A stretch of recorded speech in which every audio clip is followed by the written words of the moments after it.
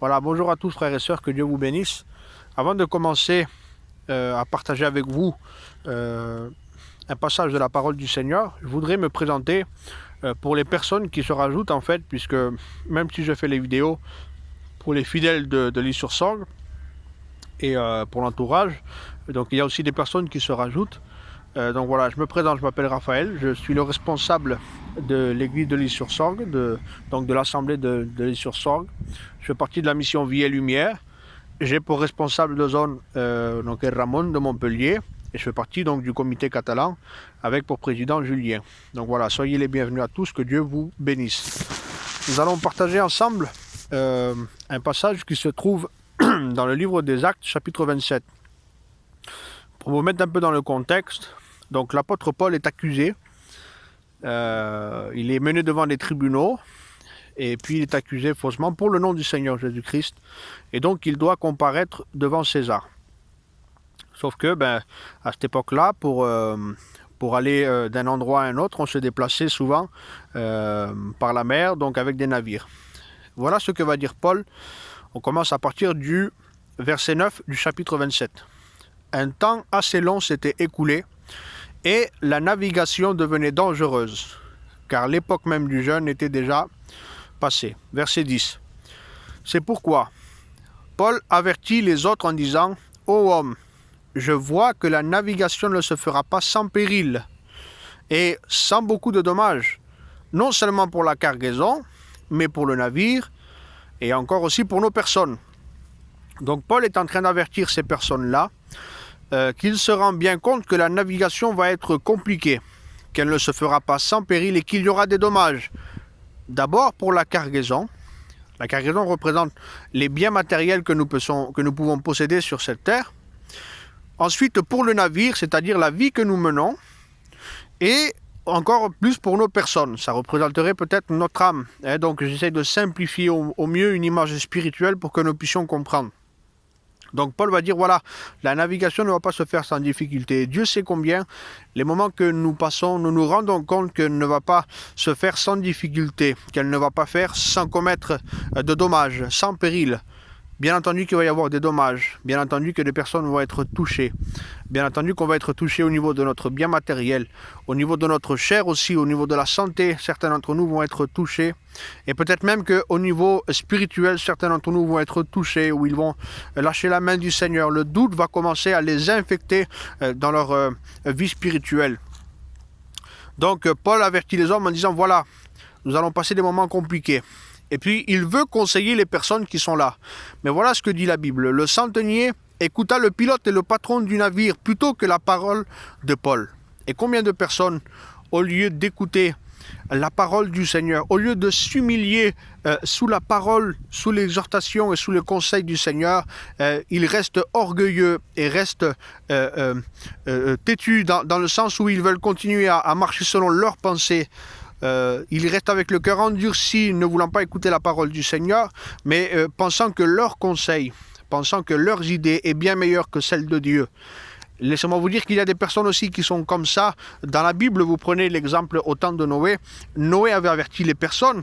Noé, pendant tout le temps où il construisait l'arche, la Bible l'appelle le prédicateur de justice. Donc, les gens pouvaient voir que Noé préparait quelque chose et qui allait arriver certainement. Même si ça a mis du temps, le déluge est quand même venu. Mais ces personnes-là n'ont pas accepté. Ils continuent à boire, à manger, à vivre comme si de rien n'était. Et le déluge vont les surprendre. Laissez-moi vous dire qu'il y a des personnes qui ne désirent pas écouter. Et l'avènement du Seigneur vont les surprendre comme un voleur dans la nuit, en un clin d'œil. Alors, pour ces personnes-là, ils vont faire pareil. Ils ne vont pas écouter Paul, mais ils préfèrent écouter les hommes. Ils préfèrent consulter la chair, si je puis dire ainsi comme ça. Voici ce que dit ensuite le verset 13. Un léger vent du sud vint à souffler et, se croyant maîtres de leur dessein, parce que beaucoup de personnes pensent qu'ils peuvent contrôler le lendemain, alors que personne ne sait ce que peut enfanter un jour. Un léger vent vint du sud et vint à souffler.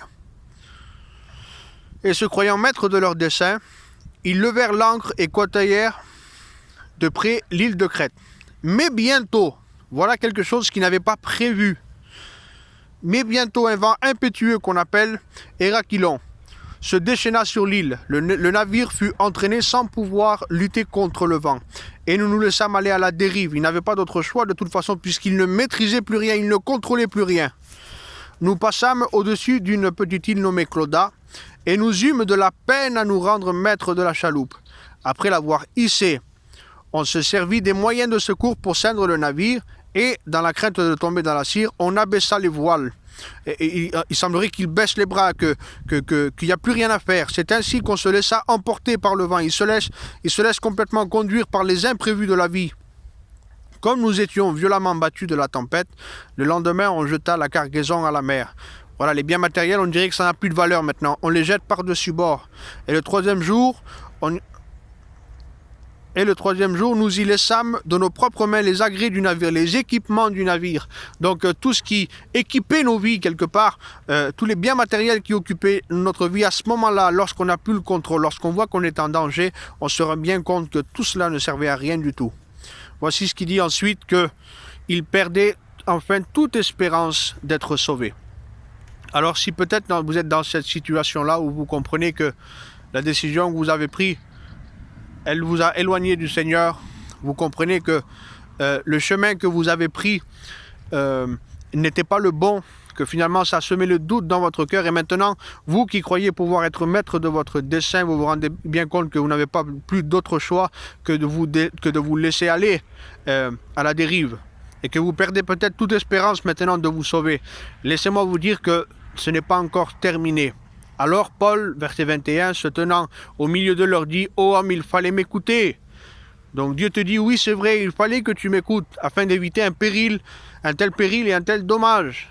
Mais maintenant, et Dieu te dit maintenant, je vous exhorte à prendre courage. Je te conseille, prends courage, mon ami. Car aucun de vous ne périra. Il n'y aura de perte que celle du navire. » Laissez-moi vous dire, frères et sœurs, que avec ce qui va se passer, nous allons subir des dommages. Nous allons subir peut-être des périls, des dangers. Et peut-être même que certains vont perdre leur cargaison, certains vont perdre leur navire. Mais le plus important, mes frères et sœurs, c'est que vous ne perdiez pas votre personne, que vous soyez sauvés, que vous soyez prêts pour le retour du Seigneur Jésus-Christ. Alors, comme le dit Paul, je vous exhorte à prendre courage. Prenez courage dans le Seigneur. Venez devant Dieu. Vous ne périrez pas si vous prenez courage dans le Seigneur.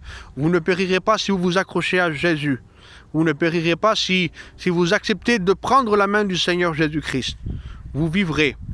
Et votre personne ne périra pas, comme dit la Bible. Frères et sœurs, je vous exhorte. Ne comptez pas sur vous-même. Comptez sur la grâce du Seigneur. Dieu vous bénisse.